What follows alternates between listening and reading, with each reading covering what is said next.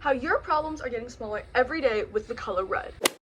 To understand why the color red is making your problem smaller every day, we're gonna have to talk about 3 things. 1, Star Wars. 2, what is 2? 2 is the Doppler effect, and then 3 is the sun. Okay, sorry, that took me like a second to bring it together, and it's because they're so unrelated. You're probably like, oh, what the heck, but we'll bring it together. So okay, and no, we're not talking about Taylor Swift because she's definitely not making any of our problems any smaller, using up all the resources on the freaking earth. By the way, I don't hate on Taylor Swift just because she's a woman. I hate every celebrity and person who does that. Hate is for everybody, don't worry. Today we're going to be talking about the Redshift theory, not the Red Swift theory. No, the Redshift theory. Y'all remember this movie? Yeah, so well, first of all, note that I made this presentation before with like amazing graphics, but then I decided to bring it to YouTube, and guess what? Copyright. I don't want to get freaking copyrighted, so deal with these horrible images, please and thank you, until I get money. So bringing it back to Star Wars. First of all, know that I like Star Wars, I think, but I don't know a lot about it, nor do I really remember the storyline. But I know that in the movie, there is a guy named Anakin Skywalker, and there probably is a robot named R2-D2. Actually, I know this for sure because I had an R2-D2 figure, or my father did. Once again, ignore the graphics because copyright! But pretend that we got little Anakin Skywalker on a planet, and little Anakin Skywalker is always looking at somebody else or another planet and seeing, like, you know, his sister or his father, or, you know, an enemy, or I don't even know, a rock that he needs to find, and like he just needs to get to the destination of another planet. Probably tell his sidekick little buddy robot R2-D2, which I don't think this is biblically accurate because I know that, actually, I don't know, but I don't think they're friends. But anyways, he'll tell his sidekick, whatever, Jaja Hutt or whatever, hey, I need to go to this planet. It's gonna take X amount of light years. And his little sidekick is gonna be like, yeah. And then they're gonna go. The most important part of this entire story is not the fact that everybody doesn't look like anybody from Star Wars, nor does a ship or the background or anything. It's the fact that at some point in Star Wars, Anakin Skywalker probably says to somebody, it's gonna take X amount of light years to get to this specific place. Wonderful. So that is the most important part that you're getting from all of this. Alright, water break. Now we're gonna be talking about the Doppler effect. And no, it's not when you go out, see somebody on the street, and it's like, oh my god, that freaking looks like me. Are we in the Matrix? No. We're talking about sound. The Doppler effect is basically, you know, when you're like just having a melancholy moment, you're having a coming of age movie moment, you're looking out the window, thinking, God, life sucks, you know, news, terrible news all around about how people are just dying because of freaking ideologies and selfish governments, and you're just like, ah. And then suddenly, just trying to get a little bit of sunlight and fresh air, you hear a wee woo, wee woo, wee woo. A police car is driving by. More evidence that the world is just collapsing. Just kidding, but stay with me here. And it goes wee woo, and then it goes wee woo, and then it goes wee woo, wee woo. We have all experienced this at least once in our lives, whether it be a police car, an ice cream truck, an ambulance, or your freaking mom yelling at you. It happens, okay? So when that happens, first we get the idea that when something is further away, they are quieter, okay? And things that are further away in sound waves have longer sound waves, okay? Wow. Things that are closer with higher frequencies have quicker, shorter sound waves.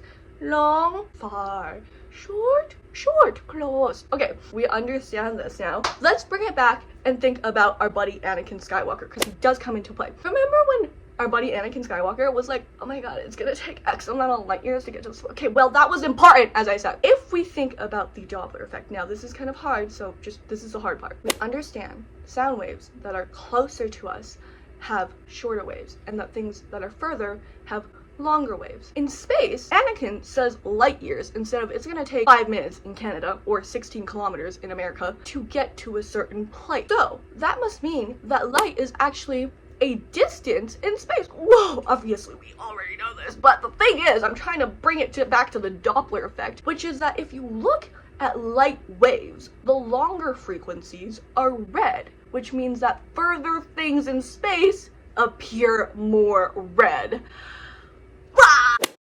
The sun. We love the sun. It is the only reason we are alive, unless you believe in other things, which I will not comment on, but I am a science believer. The sun has little chemicals all around it, and those chemicals absorb light. the chemicals can only really accept a certain amount of wavelength. Like specific chemicals can accept different wavelengths. Either way, there's a little range for probably each chemical. When the sun hits these chemicals, we can see it through something called Fraunhofer lines, which makes me sound like I can't freaking talk and I have like a piece of butter in my throat. Fraunhofer lines are lines of where the chemicals are absorbing light. This is probably the worst explanation I'm gonna have in the entire video, and I'm so sorry, but it's kind of like a pH scale is how I would say it, but there's multiple lines. We understand that an object in space that emits light is going to appear more red if it's further. So that must mean one of these objects in the video that you see right now is emitting redder light because it is further away. And if you see the Fraunhofer line diagram, you can see that those lines are all shifted a little bit up compared to the other light emitting object, which clearly has lines that are lower. Okay, now that we understand this, realize I wasn't very clear, but what I just said is the redshift theory about the Fraunhofer lines and like light emitting objects. That is the redshift theory. Okay, thank you, bye. Sidebar. We're taking a little break. The Hubble telescope. Did you guys know that the Hubble telescope is not on Earth, but in fact is in space and looks something like this? This is not an accurate depiction, but there is, once again, copyright issues, but there is a more accurate depiction. If you search it up on Google, there's literally a 3D model. I keep asking you to search things, so you're probably gonna leave this video, but like, there is a 3D model that you can like, I think, interact with on Google, which is super freaking cool. But anyways, it's in space, it's not on Earth, if you never knew that. If you did, you probably think I'm just stupid, but whatever. So I went to a science school and I didn't know that. That's why I like was so shocked. Anyways, so bring it all back together, okay? I promise this will become relevant to you. Just stay with me. Pretend you're a baby, you're a child, and for some reason your parents are astronomers and they have a cool ass telescope. They're like, look at this telescope. You look and you see that everything in space looks a certain way. Okay, you also have photographic memory. You remember this, then time passes, you graduate, you have a baby, you don't have a baby, you have a career, okay, whatever. It's not exclusive, but you know. Anyways, you do the things you do and time passes, and then suddenly when you look out into the cascade of space again in the same telescope, everything is a little bit more red. Now that is really freaking weird, isn't it? Because that must mean one of two things. With your knowledge of watching this video after how many years have passed and you got married or had a career, you watched this video, you hopped on Sharina's Big Little World and maybe subscribed if you really like me, and then you realize that this must mean one of two things. One, you're collapsing in on yourself. Earth is literally just sucking itself into a black hole, which makes literally no sense because we definitely would probably know if that was happening. Second of all, the universe is constantly expanding. Okay, this is important now. Pause. Think of a balloon. Balloon has a bunch of pom-poms on it. Pretend it has a bunch of cotton balls on it. And then you're like, the balloon blows up. The cotton balls are further away from each other, but stay the same size. So when we talk about the universe expanding, this is a really good model or theory to kind of bring it back to, because that's basically what's happening. The space is expanding in between these cotton balls, which means if the universe is expanding, every light emitting object or planet is moving further away from us slowly, which means everything is getting a little bit more red. So you're like, I still don't give up. Okay, so let me tell you. Think of all your problems. Think of the tests you have. Think of your parents' divorce. Think of your sister being a bitch or your brother being an absolute douche. Think of everything that you don't want to do right now. And then think of the redshift theory. Think about how the universe is constantly expanding, which means your problems are getting smaller every day. Simplified, your problems plus the color red means that your problems are getting smaller every single day.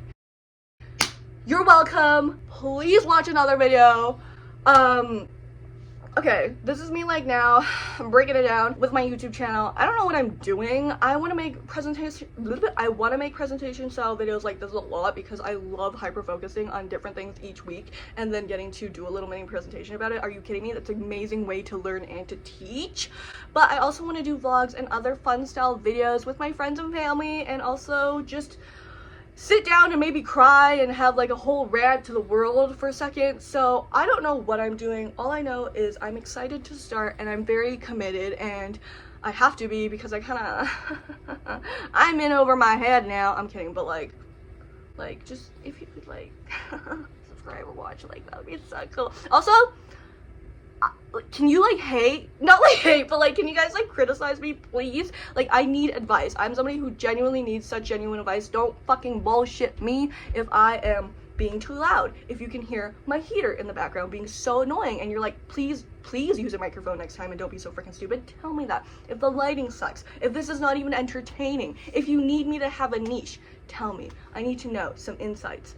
Whether you, but don't say something ridiculous like be disgusting or anything like that. Anything like that. Okay.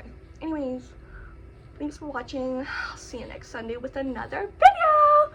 Bye. Also, I want to build a community and like have like a name for you guys, but I don't really know yet because I'm like, hello, who do I think I am?